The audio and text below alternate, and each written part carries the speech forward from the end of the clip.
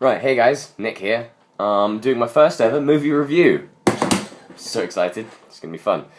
And what better way to start than with The Amazing Spider-Man 2.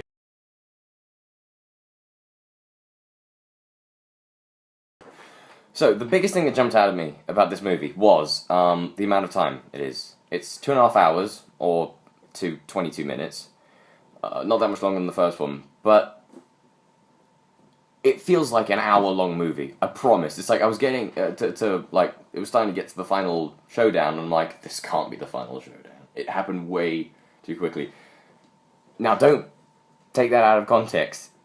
It all worked perfectly. I think it was just because it was all that bam, bam, bam, bam, bam at a breakneck pace that it felt short, because a lot of stuff happens in it, which is kind of like the opposite I felt with Wolf of Wall Street, which I saw recently as well, where it was still a completely entertaining movie, but it felt its length. It felt like 3 hours long, because scenes did drag on, like the one where they talk about the midgets or whatever. This isn't a review about Wolf of Wall Street, so I'm going to move on from that quickly. The plot is great. I love it. It's obviously a bit jumbled, because there was a lot that they had to do with it, you know, for the Sinister Six movie, things like that, but all in all, I think if you just look at it for what it is and not what it isn't, then it does work really well.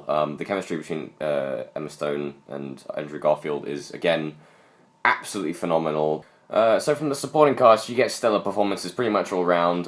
Some of them, like the Rhino, are a bit cartoony. That was just inevitable with the understandable shift of tone between the first Amazing Spider-Man and the second.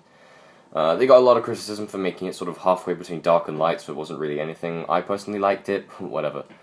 All the villains, apart from Rhino, do serve their purpose, and I feel that right now a lot of people are hating on a lot of it, but I think once like the Sinister Six movie and stuff come out, it'll make sense. Like, you know, it's just a jumping off point. If you accept that, then it does work. Right, so with this last minute change of scene, here comes my final thoughts. Ultimately, I love this film. I feel like I love it a bit more than I should, but overall, if you just go to a movie and turn your brain off, this is an amazing ride. It's thrilling, the 3D's great, so it's the Spider-Man experience that we wanted Spider-Man 3 to be. So yeah guys, you know what I think of it. I haven't quite come up with like a rating system for films yet. Still got to put some more thought into that, but I will give it a rating once I come up with it. I'll say it in the video that when I come up with it. So whatever. Love you guys so much for watching my first ever review. Hope you enjoyed it.